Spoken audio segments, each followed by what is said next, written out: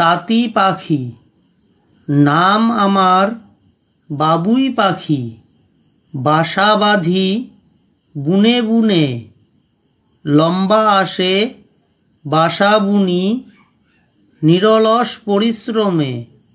বাসস্থান গড়ি সেথা, যেথা আছে উঁচু শাখি। তাঁত ছাড়া বাসা বুনি, তবু মোরা তাঁতি পাখি। বসন্তের দূত।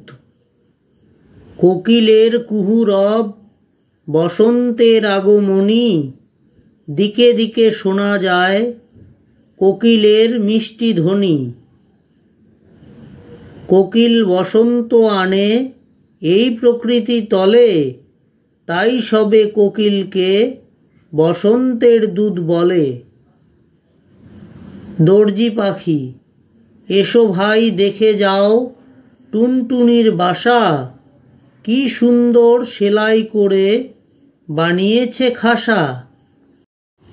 তুলো দিয়ে সেলাই করে এই ছোট্ট পাখি, সেলাইয়ে পটু তাই নাম দর্জি পাখি।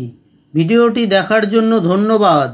ভিডিওটি ভালো লাগলে অবশ্যই এবি লার্নিং চ্যানেলটিকে লাইক এবং সাবস্ক্রাইব করতে ভুলবেন না।